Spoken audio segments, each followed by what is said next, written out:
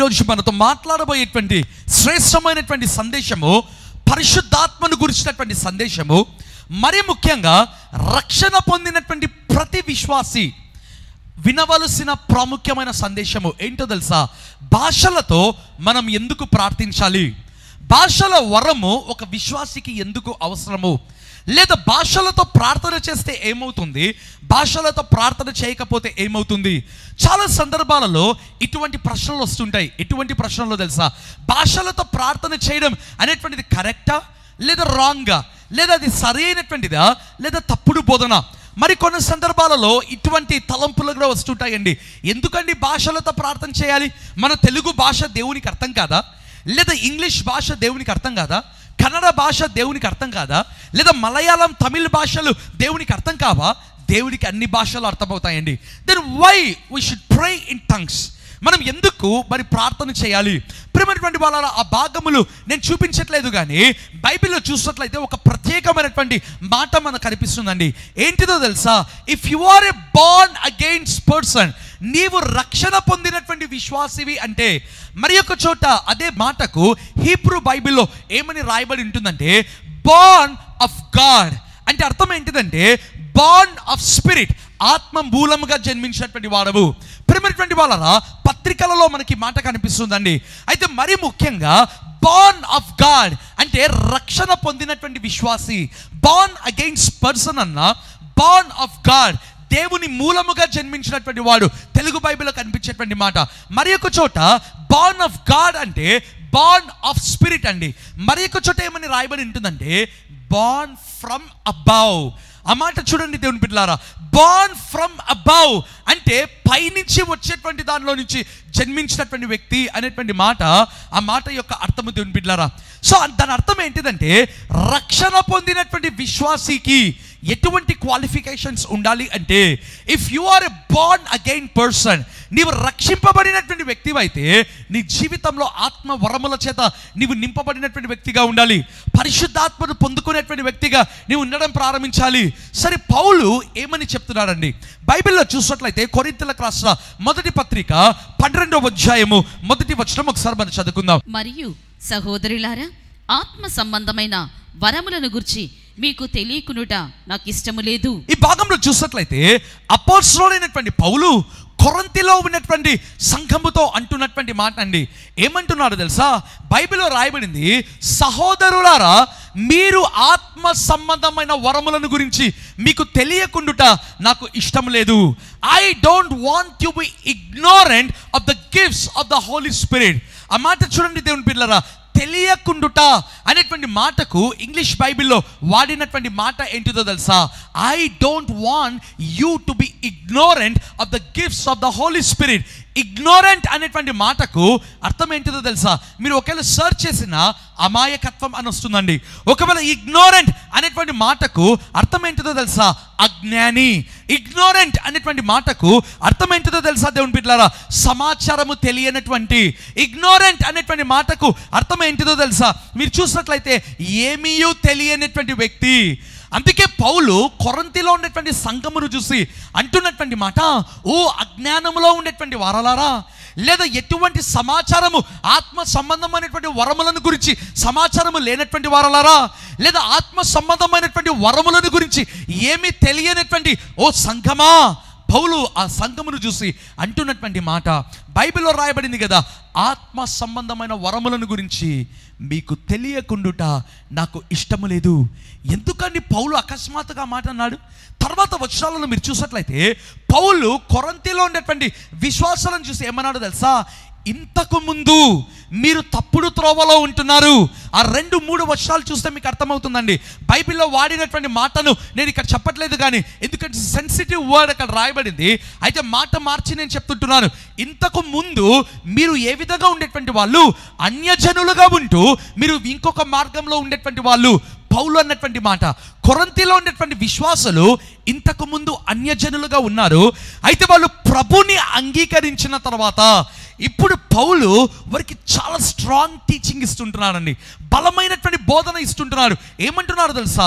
సహోదరులారా మీరు ఆత్మ సంబంధమైన వరములను గురించి మీకు తెలియకుండుట నాకు ఇష్టము లేదు. ఆ వరములు ఏంటండి? శరీర సంబంధమైన వరములు కాదు. They are not the gifts of physical things. భౌతికమైనటువంటి వరములు కాదు. పౌలు అంటున్నాడు, they are the gifts of the spirit. అవి ఆత్మ సంబంధమైనటువంటి వరములు. బైబిల్లో మరి చూసినట్లయితే అపోస్తల కార్యములు 2వ అధ్యాయము 4వ వచనం మనం చదువుకుందాం. అందరూ పరిశుద్ధాత్మతో నిండిన వారై ఆ ఆత్మ వారికి వాక్శక్తి అనుగ్రహించిన కొలది అన్య భాషలతో మాట్లాడసాగిరి. చాలండి, ఈ భాగంలో చూసినట్లయితే రాయబడినటువంటి మాట, అందరూ కూడా పరిశుద్ధాత్మతో నిండిన వారై ఆ ఆత్మ వారికి వాక్శక్తి అనుగ్రహించిన కొలది వారు అన్య భాషలు మాట్లాడసాగిరి. ప్రియమైనటువంటి వాళ్ళరా, ఈ యొక్క ఆది సంఘము అనేటువంటిది వాళ్ళు ప్రారంభించక ముందు దే వర్ ఓన్లీ అపోజల్స్. వాళ్ళు మేడ గదిలో వారు అపోస్తలుగా ఉంటున్నారు. అయితే బైబిల్లో చూసినట్లయితే ఎప్పుడైతే ప్రభు ఆరోహణమై వెళ్ళిపోయాడో, బైబిల్లో చూసినట్లయితే వాళ్ళ యొక్క మేడ గదిలోనికి వెళ్ళి ప్రార్థన చేయడం ప్రారంభించారు. ఇంచుమించు 120 మంది ప్రేమైన వాళ్ళరా. బైబిల్లో రాయబడింది కదా, పరిశుద్ధాత్మ వారికి ఆత్మ వారికి వాక్శక్తి అనుగ్రహించిన కొలది వారు అన్య భాషలు మాట్లాడసాగిరి. What is this language? ఈ భాష ఏంటిది ప్రేమైన వాళ్ళరా? నేను ఒకరోజు ఒక డెఫినేషన్ చెప్పానండి. ఏమని చెప్పానంటే, as there is a language to your soul, there is a language to the born again person which is given by spirit at the time of baptism in Holy Spirit. నేను చెప్పినటువంటి మాటకు అర్థం ఏంటిదంటే, మన ప్రాణమునకు ఒక భాష ఉంది కదా. ఇప్పుడు నేను తెలుగు మాట్లాడుతున్నాను, కొంతమంది ఇంగ్లీష్ మాట్లాడతారు. వారి మాటలకు లేదా వారి శరీరమునకు, వారి ప్రాణమునకు ఏ విధంగా అయితే భాష ఉందో, as there is a language to the soul, ప్రాణముకు ఏ విధంగా అయితే లాంగ్వేజ్ ఉందో, in the same way there is a language to the born again person. రక్షింపబడినటువంటి వ్యక్తికి కూడా ఒక భాష ఉంది, which is given by Holy Spirit. ఆ భాష ఏంటిదంటే పరిశుద్ధాత్మ ఇచ్చేటువంటిదే భాష. ఎప్పుడంట? At the time of baptism in Holy Spirit. పరిశుద్ధాత్మ బాప్తిస్మములో వచ్చేటువంటి భాషనే ఆ యొక్క పరిశుద్ధాత్మ. ఈ ఆది సంఘము అనేటువంటిది వాళ్ళేదో ఉద్రేకముతో ప్రారంభించలేదు. సంఘము అనేటువంటిది ఇక ప్రభు వెళ్ళిపోయాడు కదా, మనము బాధ్యత చేపట్టాలి అని వాళ్ళు ప్రార్థన లేదా సంఘము ప్రారంభించలేదు. బైబిల్లో చూసినట్లయితే they were all baptised into the spirit. వారందరూ కూడా వాక్శక్తి, ఆ యొక్క ఆత్మదేవుడు వారికి వాక్శక్తి అనుగ్రహించే కొలది వారు అన్య భాషలు మాట్లాడారు. బైబిల్లో మరి చూసినట్లయితే అపోస్తల కార్యములు 2వ అధ్యాయము 6వ వచనం మనం చదువుకుందామా. ఈ శబ్దము కలుగగా జనులు గుంపులుగా కూడి వచ్చి ప్రతి మనుషుడు తన తన స్వభాషతో వారు మాట్లాడుట విని కలవరపడిరి. చాలండి, చాలా మంది ఈ యొక్క 4, 6, 8 వచనముల దగ్గర కన్ఫ్యూజ్ అవుతుంటారు దేవుని బిడ్డలారా. ఇక్కడ మీరు చూసినట్లయితే ఈ శబ్దము కలుగగా బహుజన సమూహము వచ్చారంట. బైబిల్లో రాయబడినటువంటి మాట ఏంటిదో తెలుసా? ప్రతి ఒక్కడు తన స్వభాషతో మాట్లాడుట విని వారు కలవరపడెను. They were confused, they were confounded. ప్రియమైనటువంటి వాళ్ళరా, వారు కలవరపడ్డారంట. ఎందుకండి వాళ్ళు కలవరపడ్డారు? బైబిల్లో చూసినట్లయితే వాళ్ళు ఏమన్నారు తెలుసా? These people are not Galileans. ఈ యొక్క మాట్లాడేటువంటి వాళ్ళు ఈ గలిలయులు కాదా? ఈ వాక్శక్తి చేత నింపబడి అన్య భాషల చేత మాట్లాడినటువంటి వాళ్ళు వీరు గలిలయులు కాదా? ఎందుకు వాళ్ళు కలవరపడ్డారు? ఎందుకు వాళ్ళు దిగ్భ్రాంతికి గురయ్యారు? ఆ తర్వాత మీరు చూసినట్లయితే బైబిల్లో ఏమని కనిపిస్తుందో తెలుసా? వారు ఆశ్చర్యపడ్డారు. ముందు వచనంలో కలవరపడ్డారు, ఆ తర్వాత వాళ్ళు ఆశ్చర్యపడ్డారు. They were amazed, they were marveled. They were amazed and they were marveled. ఎందుకు వారు ఆశ్చర్యానికి మరి గురయ్యారు ప్రియమైన వాళ్ళరా? బైబిల్లో మరి చూసినట్లయితే రాయబడినటువంటి మాట అపోస్తల కార్యములు 2వ అధ్యాయము 8వ వచనం మనం చూసుకుందామా. దేశ భాషతో వీరు మాట్లాడుట మనం వినుచున్నామే, ఇదేమి? చాలండి, మీరు చూడండి దేవుని బిడ్డలారా, వారు ఎందుకు ఆశ్చర్యానికి గురయ్యారండి? బైబిల్లో చూసినట్లయితే it was the day of Pentecost. ఆ యొక్క పెంతికోస్తు దినము ఆ యొక్క యూదుల సంప్రదాయము ప్రకారము లేదా యూదులు అనబడినటువంటి వాళ్ళు ఆ పెంతికోస్తు పండుగను వాళ్ళు చేస్తున్నారు. బైబిల్లోనే రాయబడి ఉంటుంది. ఆకాశము క్రింద ఆ యొక్క యూదులు ప్రపంచవ్యాప్తంగా ఎక్కడెక్కడైతే ఉంటున్నారో వారందరూ కూడా యెరూషలేములోనికి వచ్చేసారు. They all came from all over the world. ప్రపంచవ్యాప్తముగా యూదులు అనబడినటువంటి వాళ్ళు ఆకాశము క్రింద ఎక్కడెక్కడైతే ఉంటున్నారో వారందరూ వచ్చేసారంటండి. అకస్మాత్తుగా ఆ మేడగది ప్రేమైన వాళ్ళరా అక్కడి నుంచి ఒక బలమైన శబ్దము రావడం ప్రారంభించింది. బహుజన సమూహములు, వాళ్ళలో ఎవరెవరు ఉంటున్నారంట తెలుసా? పార్తీయులు ఉంటున్నారంట, అయితే గ్రీకు భాష మాట్లాడేటువంటి వాళ్ళు ఉంటున్నారు, అరబీ భాష మాట్లాడేటువంటి వాళ్ళు ఉంటున్నారు, మాదీయులు అనబడినటువంటి వాళ్ళు ఉంటున్నారు, ఇంకా అనేక మంది రకరకముల ప్రజలు ఉంటున్నారు. వాళ్ళందరూ అంటున్నటువంటి మాట బైబిల్లో రాయబడింది కదా, మనలో ప్రతివాడు. అంటే అర్థం ఏంటిదంటే అక్కడ ఉన్నటువంటి ప్రజలు అండి, బయట ఉంటున్నారు వాళ్ళు. మనలో ప్రతివాడు తన స్వభాషతో మాట్లాడుట, వీరు మాట్లాడుట మనము వినుచున్నామే. అంటే అర్థం ఏంటి దేవుని బిడ్డలారా? ఒకవేళ గ్రీకు దేశం నుంచి వచ్చినటువంటి యూదులు గ్రీకు మాట్లాడగలరు, పార్తీయుల దేశం నుంచి వచ్చినటువంటి వాళ్ళు పార్తీయుల భాష మాట్లాడగలరు, అరబీ దేశం నుంచి వచ్చినటువంటి వాళ్ళు అరబీ మాట్లాడగలరు. అయితే మేడగదిలో ఉన్నటువంటి గలిలయులు అంటే అర్థం ఏంటో తెలుసా? ఆ సమయంలో ఆ రోజులలో they are from rural areas, ఒక విలేజ్ బ్యాక్గ్రౌండ్ అందామా, లేదా రూరల్ ఏరియాస్ నుంచి వచ్చినటువంటి వాళ్ళు. అయితే వీరు మాట్లాడేటువంటి భాషలు మాట్లాడుతుంటున్నారు, అదే అన్య భాషలు ప్రేమైన వాళ్ళరా. మీకు అర్థమైంది అనుకుంటాను. అన్య భాషలు అంటే అర్థం ఏంటిదంటే నీకు తెలియని భాషలో నీవు ప్రార్థన చేయటమే. అందుకే వీళ్ళు అంటున్నటువంటి మాట, మనలో ప్రతివాడు తన స్వభాషతో వారు మాట్లాడుట మనము వినుచున్నామే. ఇంతకు వీరు ఎలా కనుక్కోగలిగారండి? బైబిల్లో చూసినట్లయితే 11వ వచనంలో మీరు చూసినట్లయితే వాళ్ళు అన్నటువంటి మాట, దేవుని గొప్ప కార్యములను వివరించుట మనము వినుచున్నాము. ఆ మేడ గదిలో ఉండేటువంటి వాళ్ళు భాషలలో వాళ్ళు ఏం మాట్లాడుతున్నారో తెలుసా? బైబిల్లో రాయబడిన మాట, దేవుని యొక్క గొప్ప కార్యములను గురించి వాళ్ళు వివరిస్తున్నారంట. హల్లెలూయా, హల్లెలూయా. ఎప్పుడైతే పరిశుద్ధాత్మ దేవుడు ఒక వ్యక్తి మీదకి దిగిరావడం ప్రారంభిస్తాడో, ఎప్పుడైతే ఆత్మదేవుడు ఒక వ్యక్తి మీదకి దిగిరావడం ప్రారంభిస్తాడో ప్రేమైన వాళ్ళరా, మొదటగా జరిగేటువంటి పని ఏంటిదో తెలుసా? భాషల వరము చేత ప్రభు నింపేటువంటి దేవుడు అయినాడు. ఎందుకు అంటే నేను ఎప్పుడు ఒక మాట చెప్తానండి, gift of tongues is a gate. ఈ యొక్క భాషల వరము అనేటువంటిది ఒక తలుపు ప్రియమైన వాళ్ళరా. ఎప్పుడైతే ఆ తలుపు తెరవబడుతుందో లోపల అనేకమైనటువంటి వరములు ఉంటున్నాయి. దేవుడు ఆ వరములను ఇచ్చేటువంటి దేవుడు అంటున్నాడు. సరే, అసలు ఒక వ్యక్తి ఎందుకు భాషలతో ప్రార్థన చేయాలి? బైబిల్లో చూసినట్లయితే కొరింథీయులకు రాసిన మొదటి పత్రిక 14వ అధ్యాయము 2వ వచనము, ఎందుకనగా భాషతో మాట్లాడువాడు మనుషులతో కాదు దేవునితో మాట్లాడుచున్నాడు. మనుష్యుడెవడును గ్రహింపడు, కానీ వాడు ఆత్మ వలన మర్మములను పలుకుచున్నాడు. చాలండి, ఈ భాగంలో చూసినట్లయితే అపోస్తలుడైన పౌలు కొరింథీ సంఘముతో 12వ అధ్యాయంలో మీరు చూసినట్లయితే ప్రారంభము చేశాడు ఆత్మ వరములను గురించి. ఈ 14వ వచనంలో డెప్త్కి వెళ్తుంటున్నాడు, లోతునకు వెళ్తుంటున్నాడు. పౌలు ఏమంటున్నాడు తెలుసా? ఎందుకనగా భాషలతో మాట్లాడుచువాడు. ఆ మాట చూడండి దేవుని బిడ్డలారా. మొదటి ప్రశ్న ఏంటంటే అసలు ఎందుకు భాషలతో ప్రార్థన చేయాలి కదా? చాలా మందికి ఉండేటువంటి ప్రశ్న. బైబిలే చెప్తున్నటువంటి మాట, ఎందుకనగా భాషలతో మాట్లాడువాడు మనుషులతో కాదు, వాడు దేవునితో మాట్లాడుచున్నాడు.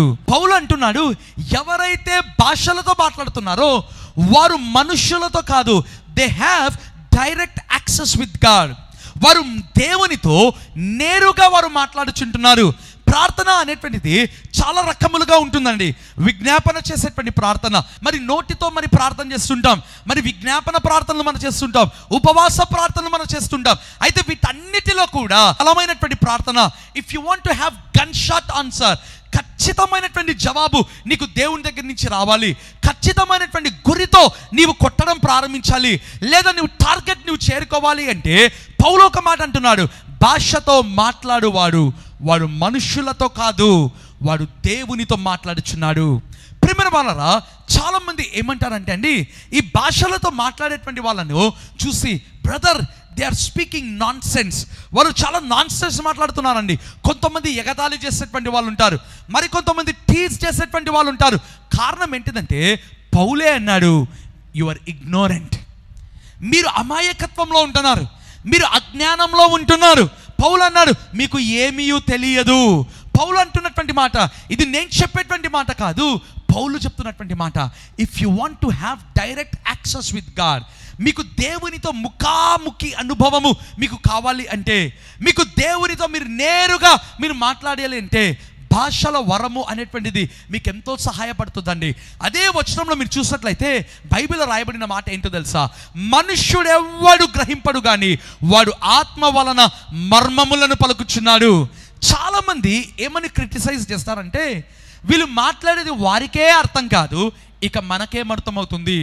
ప్రియమైన వాళ్ళరా, ఎందుకు ఒక వ్యక్తికి అర్థం కాదంటే బైబిల్లోనే రాయబడింది, మనుష్యుడు ఎవ్వడు దాన్ని గ్రహించలేడంట. హల్లెలూయా. నీవు మాట్లాడేటువంటి అన్య భాషలు నీకు నీ దేవునికి మాత్రమే తెలుసండి. మరి ముఖ్యంగా నీకెప్పుడు తెలుస్తుందంటే, పౌలు ఏమంటాడో తెలిసే అదే అధ్యాయంలో మీరు చూసినట్లయితే, భాషలతో మాట్లాడేవాడు భాషలకు అర్థము చెప్పు వరము కొరకు ప్రార్థన చేయాలి అంటాడండి పౌలు. సరే అండి, మరి బైబిల్లో చూసినట్లయితే భాషలతో మాట్లాడేటువంటి వాడు మనుష్యుడు ఎవ్వడు గ్రహింపలేడు. ఎందుకంట ఆ ఆత్మ వలన మర్మములను పలుకుచున్నాడు. ఎంత గొప్ప మాట ప్రియమైన వాళ్ళరా. If you speak in tongues, నీవు భాషలతో నీవు ప్రార్థన చేస్తున్నావు అంటే అర్థం ఏంటిదంటే, it is nothing but you are speaking mysteries. నీవు మర్మములను పలుకుతున్నావు, నీవు మర్మములను బోధిస్తుంటున్నావు. అందుకే ఒక వ్యక్తి మొదటగా ఆత్మచేత నింపబడినటువంటి వ్యక్తి అయి ఉండాలి, భాషల వరము చేత నింపబడినటువంటి వ్యక్తి అయి ఉండాలి.